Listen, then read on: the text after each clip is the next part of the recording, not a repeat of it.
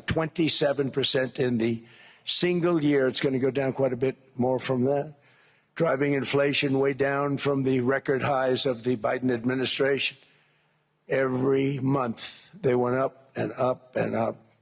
I promised to cut 10 old regulations for every single new regulation, but instead I've cut, actually till this point, 129 regulations for every one new regulation approved. So every time they come in with a new regulation, we do at least 10, but so far it's averaging out to 129, if you can believe it. In July, we passed the largest tax cuts in American history, including no tax on tips, no tax on overtime, no tax on Social Security for our great seniors. We also provided 100% expensing. That's the one they like. And bonus depreciation for all new equipment and capital investments to help companies expand and shift production to America. They are so in love with that. They build a plant, they're able to deduct it immediately, the whole thing, rather than waiting 38 to 41 years in the old days. This is a miracle taking place. Nobody thought it would ever be done by any country, but it's done by us. Was what made my first term the most successful four-year term that we've ever had from a financial standpoint. And now we've upped it. This is a 10-year program, not a one-year program. But you're allowed to deduct everything in 1 year. It used to be 38 to 41 years. With tariffs, we've radically reduced our ballooning trade deficit, which was the largest in world history. We were losing more than $1 trillion every single year. And it was just wasted. It was going to waste. But in 1 year, I slashed our monthly trade deficit by a staggering 77%. And all of this with no inflation, something everyone said could not be done. There were a couple of brilliant people that actually thought I was doing the right thing. I thought I was doing the right thing. Now they all think I'm doing the right thing because they can't believe the numbers. American exports are now up by more than $150 billion. Domestic steel production is up by 300,000 tons a month, and it's doubling over the next 4 months. It's doubling and tripling, and we have steel plants being built all over the country. Nobody thought they'd see that. Factory construction is up by 41%, and that number is really going to skyrocket right now because that's during a process that they're putting in to get their approvals, and we've given very, very quick, fast approvals. In the process, we've made historic trade deals with partners covering 40% of all U.S. trade. Some of the greatest companies and countries in the world. We have countries as our partner, too. The European nations, Japan, South Korea. They're our partners. They've gone into massive deals with us, especially on oil and gas. And these agreements raise growth and cause stock markets to boom, not only in the U.S., but virtually every country that came to make a deal, because, as you've learned, when the United States goes up, you follow. It's really become a staple. In America, I've stopped the nation-wrecking energy policies that drive up prices while sending jobs and factories to the world's worst polluters. They are indeed polluters. Under sleepy Joe Biden, new domestic oil and gas leases fell by 95%. Think of that. And they wonder, why was gasoline going up so fast? The gasoline actually topped $5 a gallon, and some places $7 a gallon, and more than 100 major power plants were violently shut down by incompetent people that had no idea what the hell they were doing. Under my leadership, U.S. natural gas production is at an all-time high by far. U.S. oil production is up by 730,000 barrels a day, and last week we picked up 50 million barrels from Venezuela alone. Venezuela has been an amazing place for so many years, but then they went bad with their policies. 20 years ago, it was a great country, and now it's got problems, but we're helping them. And those 50 million barrels, we're going to be splitting up with them, and they'll be making more money, But they've made it a long time. Venezuela is going to do fantastically well. We appreciate all of the cooperation we've been giving. We've been giving great cooperation. Once the attack ended, and they said, let's make a deal. More people should do that. But Venezuela is going to make more money in the next 6 months than they've made in the last 20 years. Every major oil company is coming in with us. It's amazing. It's a beautiful thing to see. The leadership of the country has been very good. They've been very, very smart.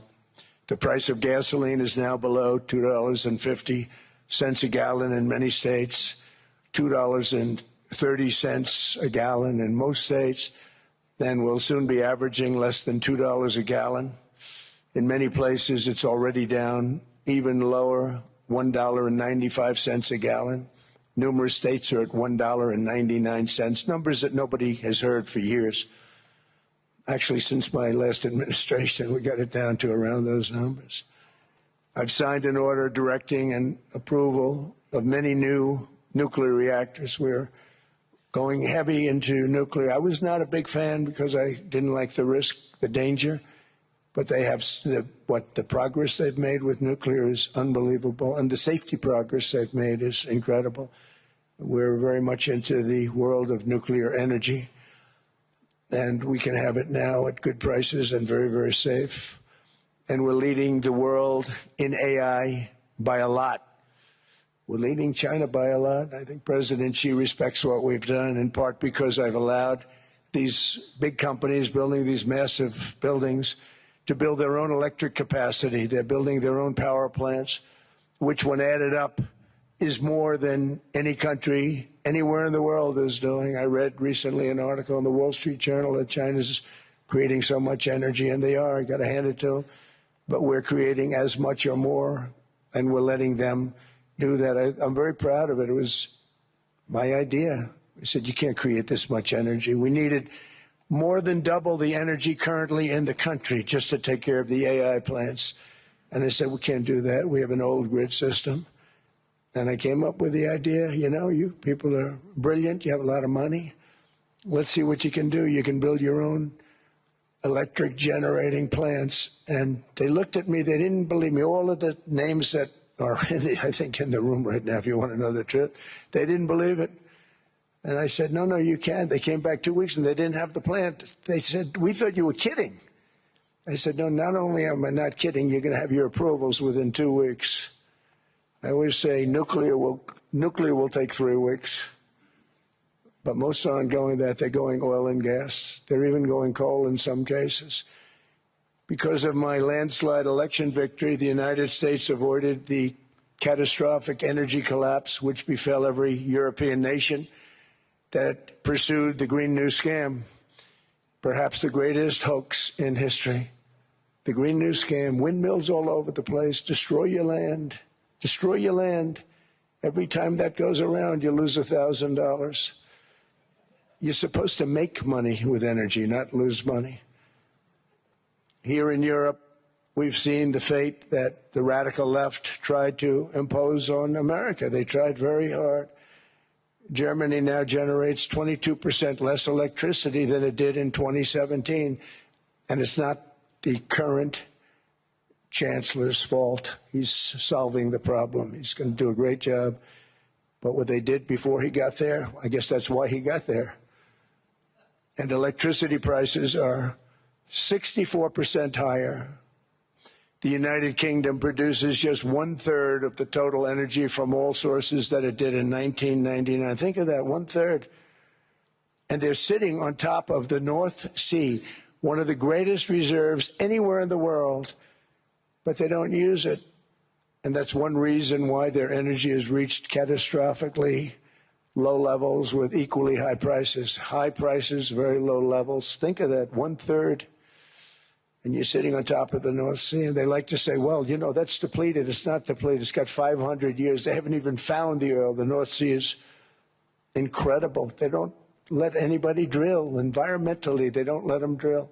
They make it impossible for the oil companies to go. They take 92% of the revenues. So the oil companies say, we can't do it.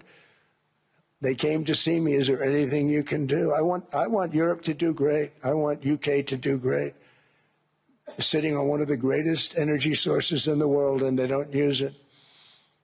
In fact, their electricity prices have soared 139%. There are windmills all over Europe.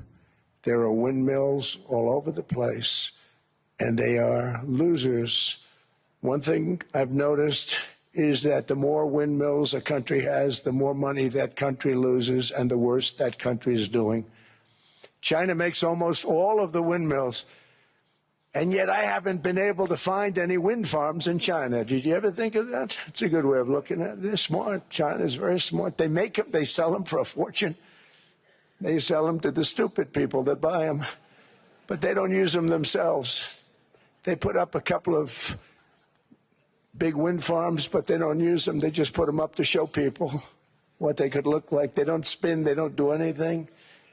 They use a thing called coal, mostly. But China goes with the coal. They go with oil and gas. They're starting to look at nuclear a little bit, and they're doing just fine. They make a fortune selling the windmills, though, and I think really that's one that they wouldn't be surprised if it stopped. They are shocked that it continues to go. They're very friendly with me. They're shocked that people continue to buy those damn things. They killed the birds. They ruin your landscapes. Other than that, I think they're fabulous, by the way. Stupid people buy them. The consequences of such destructive policies have been stark, including lower economic growth, lower standards of living, lower birth rates, more socially disruptive migration, more vulnerability to hostile foreign adversaries, and much, much smaller militaries. The United States cares greatly about the people of Europe. We really do. I mean, look, I am derived from Europe. Scotland and Germany, 100% Scotland, my mother, 100% German, my father. And we believe deeply in the bonds we share with Europe as a civilization. I want to see it do great. That's why issues like energy, trade, immigration, and economic growth must be central concerns to anyone who wants to see a strong and united West, because Europe and those countries have to do their thing. They have to get out of the culture that they've created over the last 10 years. It's horrible what they're doing to themselves. They're destroying themselves. These beautiful, beautiful places. We want strong allies, not seriously weakened ones. We want Europe to be strong. Ultimately, these are matters of national security, and perhaps no current issue makes the situation more clear than what's currently going on with Greenland. Would you like me to say a few words of Greenland? I was going to leave it out of the speech, but I think I would have been reviewed very negatively. I have tremendous respect for